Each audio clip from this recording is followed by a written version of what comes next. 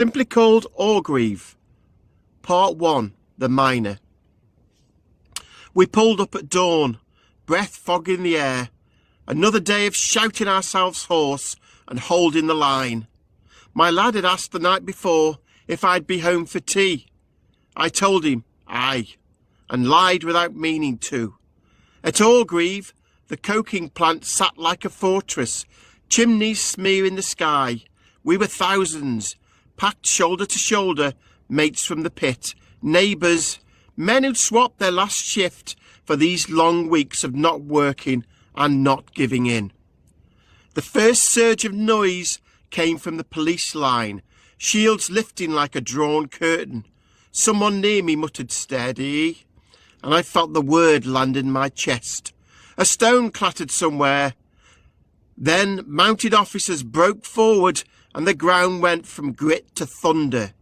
You think you'll stand your ground, you do, until hooves are coming and your legs betray you, carrying you sideways.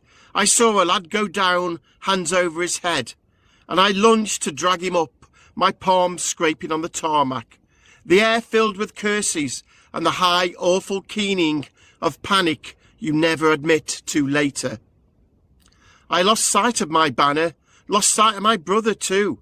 A truncheon glanced my shoulder and lit up my arm.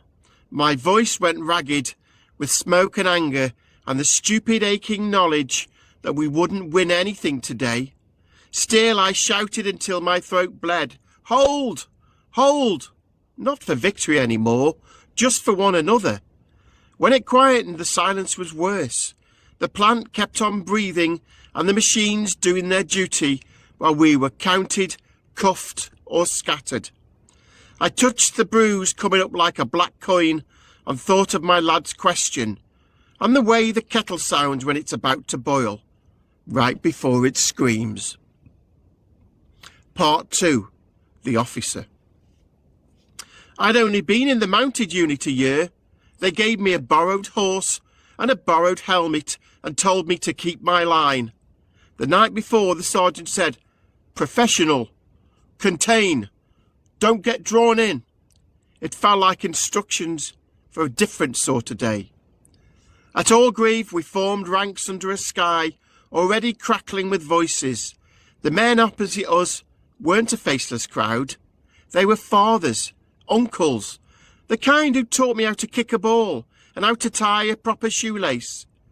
I kept my eyes level, because looking too long at a single face makes your hands shake. The order came down the line on a relay of glances and gestures. We moved, horses bunched under me like a coiled spring. Then we were in it, bottles, stones, the dull ring of wood on plastic as batons met shields. Training says distance angles momentum. The body says fear. A man reached for the reins and I saw his wedding band flash. My baton lifted, then hung there useless, because for a heartbeat, he wasn't an adversary, he was someone's dad. Another officer swept him away, and we kept going, the charge breaking the picket like a ploughshare through wet earth. After the yard smelt of sweat and dust, and that metallic tang of adrenaline that sits at the back of your tongue. We logged arrests with cramped handwriting, ink pooling where our hands shook.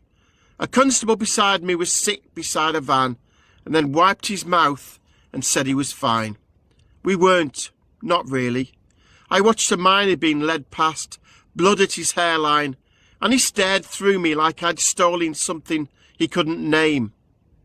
On the drive back, the radios crackled with figures, injuries, numbers, under control, as if arithmetic could neaten what I'd felt, that somewhere between orders and outcomes we'd crossed a line we couldn't point to on a map.